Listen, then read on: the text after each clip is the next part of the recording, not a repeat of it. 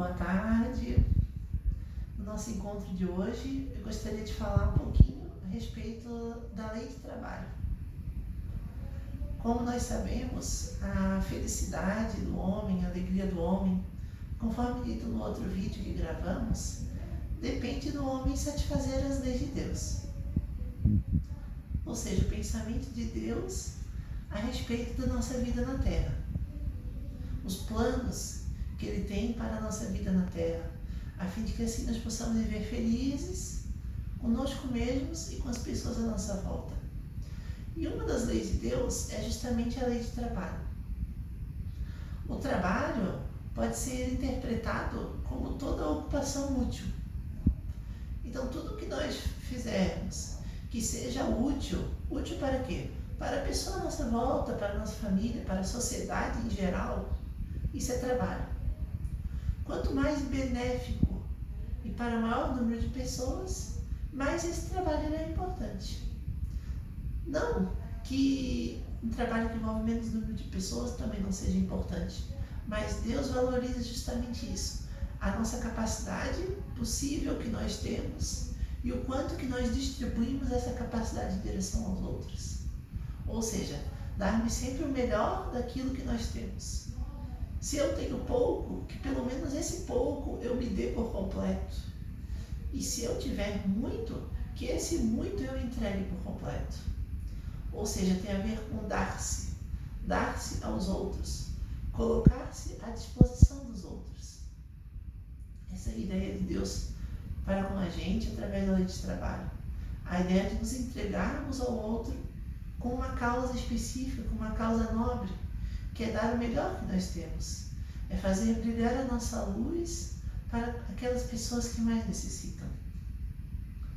Para exemplificarmos a lei de trabalho, nós vamos hoje comentar o capítulo 25 do Evangelho de Mateus, presentes no versículo de 14 até 30, que é chamado também de parábola dos talentos.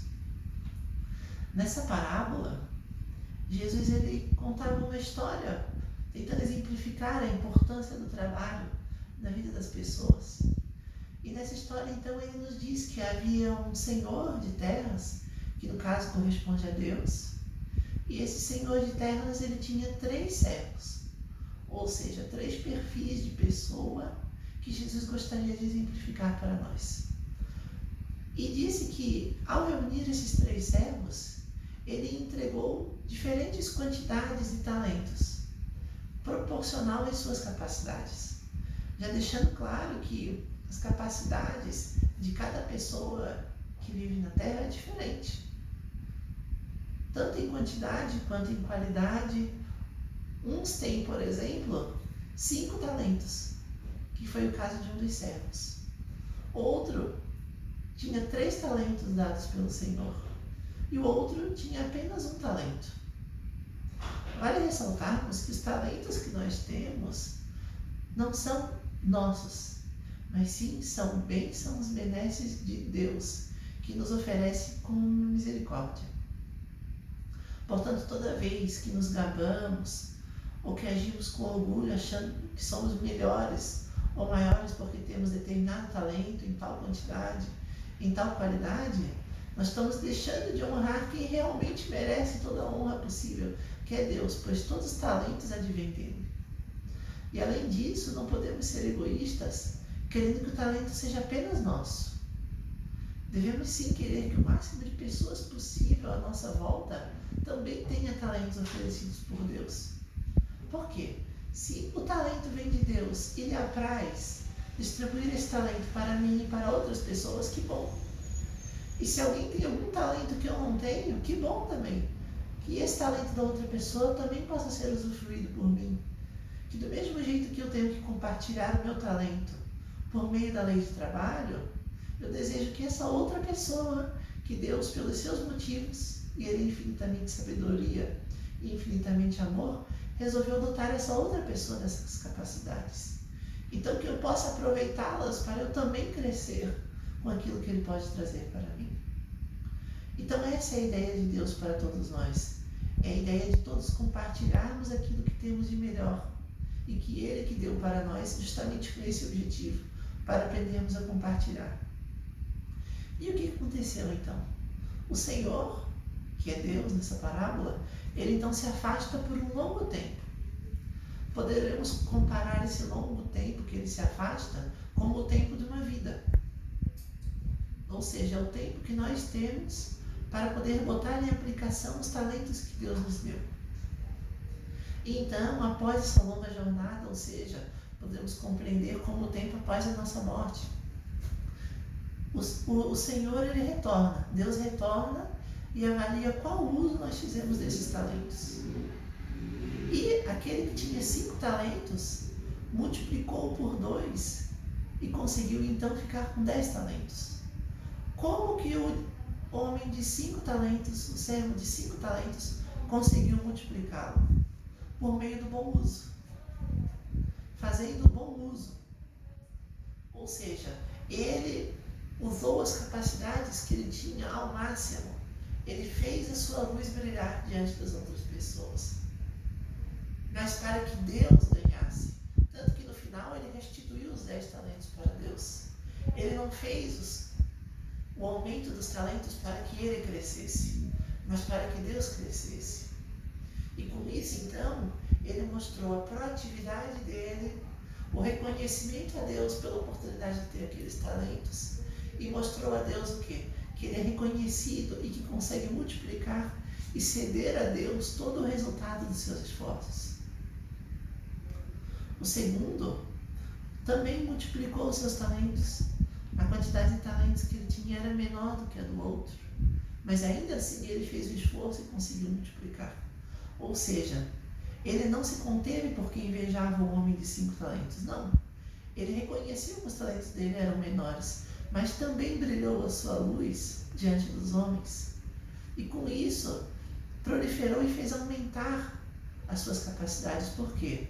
Todo aquele que é dotado de capacidades doadas pelo Senhor, e todos nós temos muitas, e fizemos bom uso delas, nós acabamos por aprimorar essas capacidades. Os talentos acabam aumentando, pois tudo no ser humano, através da prática e do esforço, acaba fazendo com que seja aumentado. Não há nada que, sendo persistentemente feito em nome do amor, em nome do bem, não acabe se multiplicando e ficando melhor através dos recursos do tempo. Ou seja, através dos recursos de toda a vida que nós temos. E por fim, Jesus quis nos exemplificar o caso daquele que tinha apenas um talento. Aquele que tinha apenas um talento, ele não olhava a dádiva de Deus como algo de Deus. Ele via como algo que era dele. Ou seja, ele quis esconder para devolver para Deus apenas aquilo que recebeu.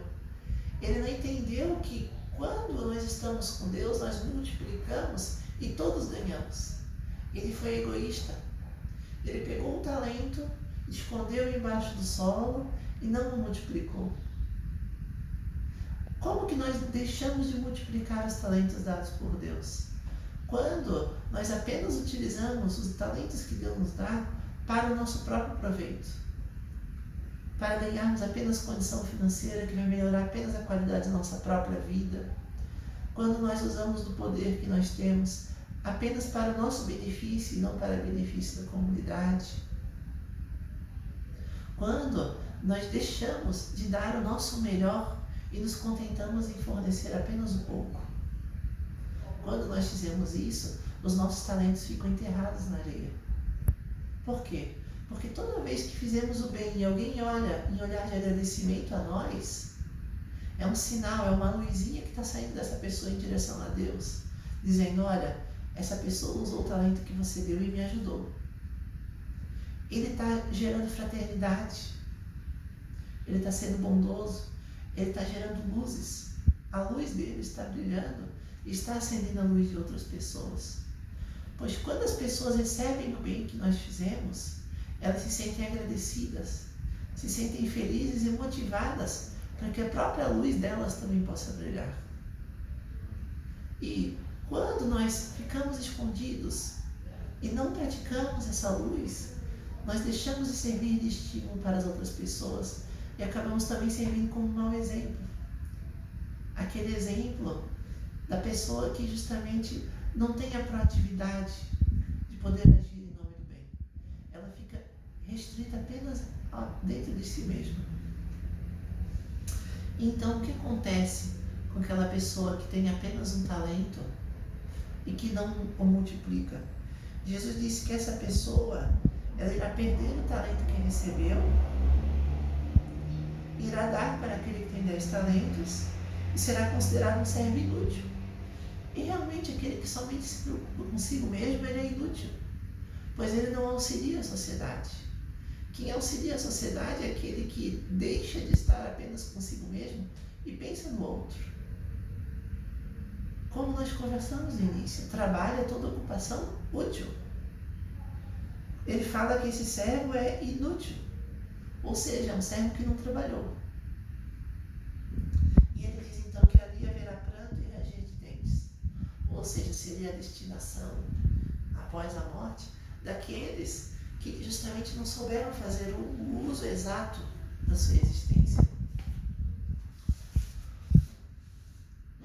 E para termos um pouquinho mais de ideia do que significa trabalhar no conceito de Jesus, na continuação desse capítulo 25 de Mateus, ele diz que aqueles que multiplicaram os talentos podem ser comparados àqueles em que Jesus teve fome e essa pessoa deu a ele de comer, que Jesus teve sede e foi dado a ele de beber, que Jesus era estrangeiro e ainda assim foi hospedado, em que Jesus estava nu e ainda assim foi vestido, em que Jesus adoeceu, ficou doente e ainda assim foi visitado, e esteve na prisão e ainda assim fomos vê-lo. Ou seja, toda vez em que saímos dentro do nosso egoísmo e tentamos dar o nosso melhor para a pessoa que se aproxima de nós, nós estamos fazendo o quê? Trabalhando em nome de Jesus. Ou seja, a palavra que nós temos, os braços que temos para poder abraçar, o sorriso nos nossos rostos, a nossa capacidade de poder auxiliar e falar palavras de estímulo, o conhecimento que nós temos e nós contribuímos e divulgamos, o ouvido que nós temos para poder ouvir alguém que está pior do que nós, se queixando. Tudo isso daí, quando fizemos, é a Jesus que na verdade estamos fazendo. Ou seja, são os nossos talentos que estamos multiplicando. Khalil Gibran tem um livro chamado O Profeta, um livro de poesias lindíssimo, com um significado espiritual muito profundo e interessante. E lá existe um capítulo chamado O Trabalho. E lá ele define o trabalho como o amor tornado visível. Ou seja, é a pessoa que tem o amor dentro de si e que transborda esse amor através das suas atitudes. Esse está trabalhando. É o amor tornado visível. Sob outro ponto de vista, podemos dizer que o trabalho então seria como se fosse também a caridade. E dando continuidade nesse capítulo sobre o trabalho, Khalil Gibran usa uma definição sobre como que é trabalhar com amor, que é muitíssimo interessante. E ele diz: quando trabalhais com amor, estáis unindo-vos a vós próprios e uns aos outros e a Deus. E o que é trabalhar com amor?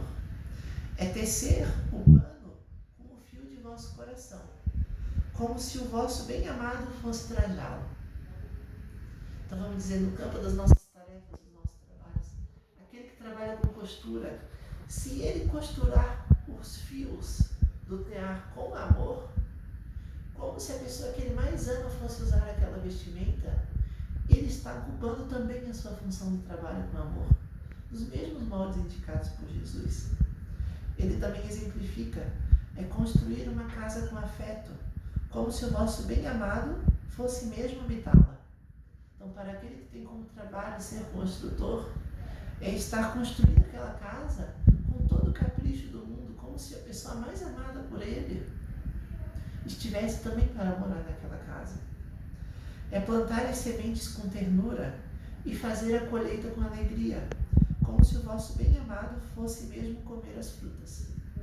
Então, para o agricultor, tanto no momento do plantio, quanto no momento da colheita, ele dar o seu melhor, fazer essa tarefa com alegria e com amor.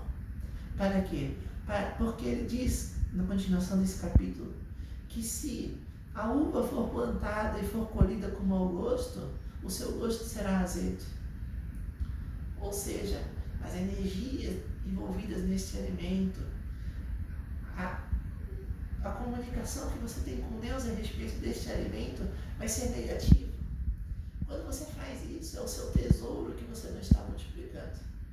Você não está prodigalizando ele para o próximo, como se o seu bem amado fosse consumido. Você está agindo com egoísmo. E aquele que é egoísta perde a maravilhosa oportunidade de poder servir com amor. Então ele finaliza: impregnar tudo o que fazeis com o sopro da vossa própria alma.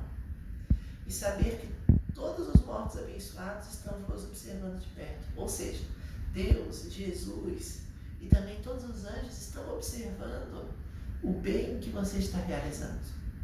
Você está impregnando tudo o que você faz com a chama divina da tua própria alma, com o perfume, metaforicamente falando, com o perfume que Deus deu para você e que é especial. Quando você dá o seu melhor para alguém, você está perfumando aquela pessoa e todo o ambiente com o aroma do teu amor. E para podermos encerrar a comunicação de hoje, gostaríamos de falar a respeito de um capítulo chamado Talismã Divino, presente no livro Jesus no Lar, de Neil Lúcio. Nesse capítulo ele diz que Jesus, em determinado momento, estava conversando com familiares. Em determinado momento, a mãe de João e de Tiago indagou: Senhor, terás contigo algum talismã cuja virtude possamos desfrutar? Algum objeto mágico que nos possa favorecer? Por quê? Porque ela observou que Jesus andava sobre as águas, tinha multidões de pessoas próximas a ele, conseguia dar a vida a pessoas que a princípio pareciam mortas, conseguia trazer grandes adoentados novamente para a saúde plena, fazia pessoas cegas olharem, coxos andarem. Então ela perguntou: haverá algum talismã que possa fazer com que possamos também ser igual a ti? E Jesus então olhou com carinho aquela mulher que fez aquela pergunta, mãe de 2 dos seus apóstolos, e respondeu: realmente, eu conheço um talismã de poder maravilhoso. Usando seus poderes milagrosos, nós podemos iniciar a aquisição de todos os dons do nosso Pai. Poderemos curar as pessoas doentes, poderemos perdoar as pessoas que nos afrontarem, poderemos ter coragem o suficiente para orar por aqueles que nos querem mal, teremos energia para fazer o bem a todos os que se acercarem de nós, teremos acesso ao pensamento de todos os grandes mestres, teremos comunicações com os grandes mananciais da intuição. Então, logo após essa colocação de Jesus, todos à volta dele ficaram ansiosos: nossa, qual será que será esse talismã divino? Então Jesus, após um sorriso complacente, continuou: sem esse divino talismã, é impossível começar qualquer obra de luz e paz na terra. Então ele disse: esse bendito talismã, Isabel, é propriedade comum a todos. É justamente a hora que estamos atravessando. Cada minuto de nossa alma permanece revestido de prodigioso poder oculto, quando sabemos utilizá-lo no infinito bem. Porque toda grandeza e toda decadência, toda vitória e toda ruína são iniciadas com a colaboração do dia. E diante da perplexidade de todos, Jesus arrematou: o tempo é o divino talismã que devemos aproveitar a cada hora. Com essa mensagem, então, Jesus nos deixou claro que quando nós fazemos uso do minuto que estamos vivendo, do tempo que estamos passando, e fazendo o melhor uso dele para o bem de toda a nossa volta, nós estamos fazendo o quê? Tendo o verdadeiro talismã divino para nós todas as comportas de comunicação com Deus, as comportas da alegria interior, as comportas da felicidade, da alegria, da paz. Porque através do bom uso de cada minuto que nós temos, utilizando os valorosos recursos do tempo que nós temos em cada dia de nossa vida, que nós vamos nos aprimorando para que através sempre do nosso melhor nós possamos ir evoluindo e assim ampliarmos a nossa comunicação com Deus e merecermos, no momento de encontro com o Divino Mestre, após a nossa morte, o reconhecimento e a multiplicação dos nossos bens que Ele nos deu por acréscimo e misericórdia. Então agradecemos a oportunidade de encontro no dia de hoje, desejamos que todos estejam em muita paz e que Deus e Jesus estejam com todos nós, que assim seja.